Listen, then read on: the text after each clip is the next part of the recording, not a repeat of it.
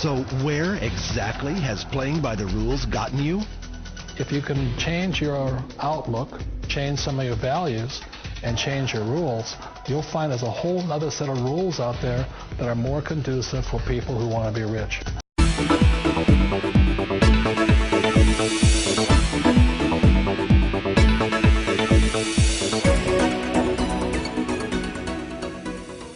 Hi, my name's PJ, and welcome to our short presentation.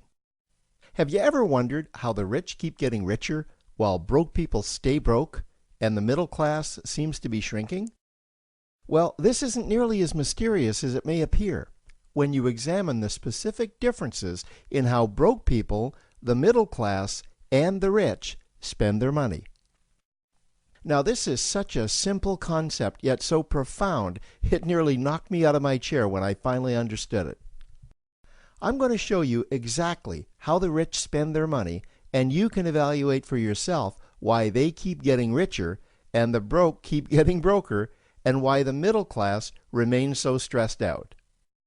Now, to get started, I'd like to review some financial terms we'll be using during this presentation.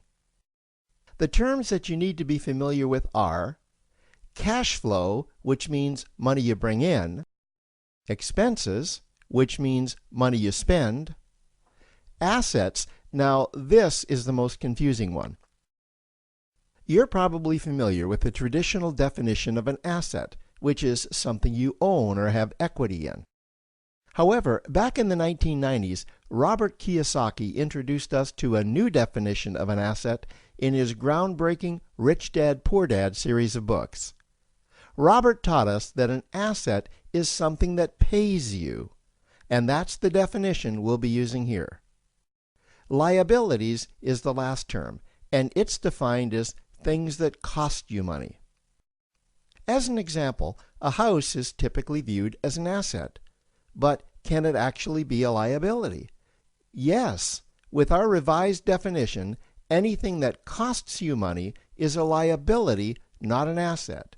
If you have a mortgage, your house is an asset to your banker because it pays him or her every month.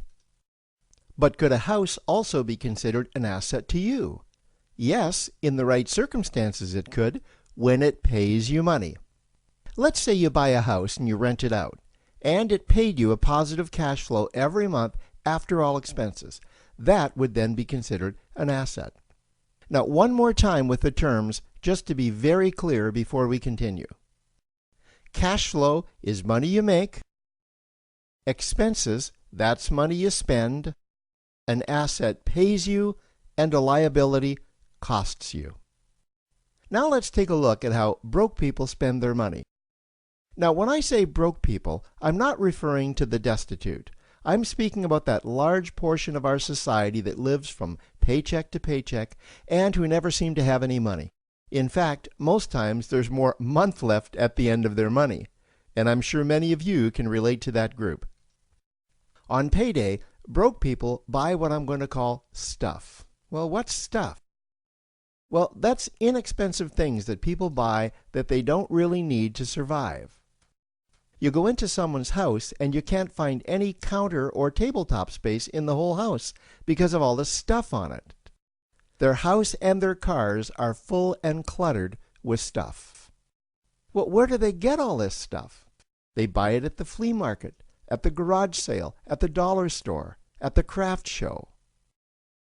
So cash flow comes in and then it goes straight out the expense column to buy stuff. You see, broke people never really educate themselves on assets and liabilities. They justify buying all of this stuff by claiming that it costs so little. But over the years, it's all they ever have. The problem is their cash flow never produced or created more cash flow. Now, please understand, I'm not undermining or taking any shots at this or any group. I just see a lot of financial difficulty out there, and it really doesn't need to be that way. Creating wealth isn't a mystery, it's a formula. The only reason someone doesn't create wealth is because they either don't know the formula or they don't apply the formula. Now let's take a look at the middle class. The middle class is the group that society mistakenly thinks are rich. They're not. Yes, they typically earn a six-figure income, and many of them appear rich, but it's what they buy with their money that keeps them prisoners of the middle class. What they typically buy are liabilities. Remember the definition of a liability? Things that cost you. By buying liabilities, the money gets pushed up and out their expense column. Liabilities are items like cars, boats, houses, airplanes, credit card debt. Now let's see just how this happens. The middle class gets a nice paycheck, let's say $10,000 for the month. They then split that down the middle and they pay their monthly expenses with half, and with the other half, they make a down payment on a new car. The car costs $5,000 down, and after they add on the insurance and the maintenance, that liability now costs $1,100 new every single month. A few months go by, and they want a boat, then a vacation home, a Rolex watch on their credit card, a vacation on their credit card. And before you know it, their liabilities have raised their expense levels to near or above their income levels. They actually spend equal to or more than they make. Meaning that they have to go to work and make a certain amount of money every single month just to cover their liabilities. The other important issue with both broke people and the middle class is that normally all of their cash flow is dependent on their own effort, meaning that they've educated themselves to exchange their knowledge and expertise for someone's money.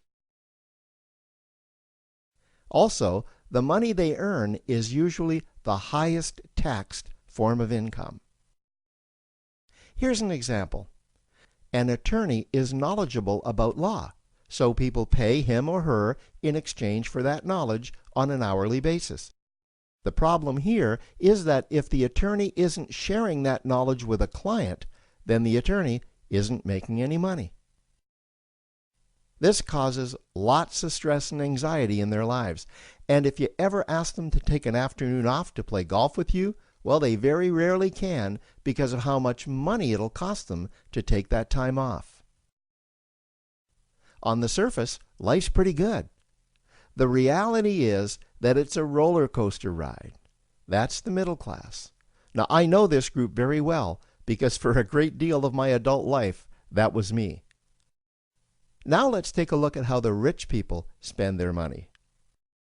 Rich people acquire assets. Again, an asset is something that pays you. If you want to become rich, buy assets that earn you more money. The money cycle looks like this. Acquire assets that produce cash flow, invest the profits to acquire more assets that produce more cash flow, invest those profits to acquire more assets that produce more cash flow. The rich spend their money and acquire things that produce more money. Here are a few examples of assets that produce more money. Investments are the obvious ones: stocks, bonds, real estate. Education is another asset. If you learn how to do something that produces more money for you and you actually do it, that's buying an asset. There's a great quote that goes, "If you think education is expensive, you should see how expensive stupidity is."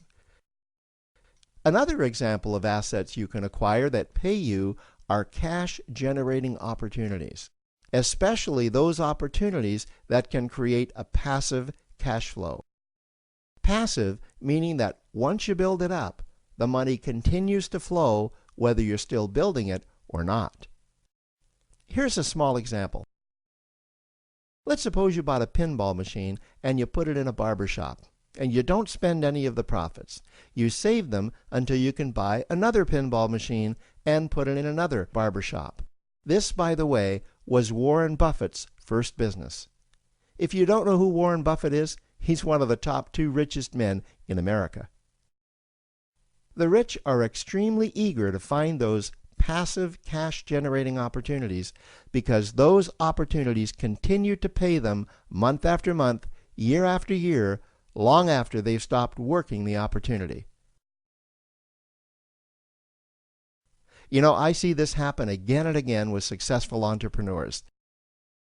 They find a passive cash flow stream that they build up, and it continues to pay them month after month, year after year. They then take those profits and multiply them in another passive cash generating opportunity, and then again in another. In conclusion, here's what I've learned over the years. You can't find these passive cash generating opportunities unless you're open to hearing about them. Then, once you find them, you must be willing to see what fits you and then act. Now, the reason I say this is that I once answered a hokey little ad that I ended up generating 7 figures from, simply because I answered that ad and then took action. These opportunities are out there. You just need to find them. You also must be opportunistic enough that when the right situation does present itself, you don't miss it. So remember, broke people buy stuff, the middle class buy liabilities, and the rich acquire assets, preferably cash-generating opportunities that can create passive cash flow. They then take that cash flow and invest it in another asset that produces more cash flow. That's the wealth creation formula. Now, I trust you found this introductory information helpful. Now, to learn about one of the greatest cash-generating machines on the planet, click on the link below to proceed to step 2.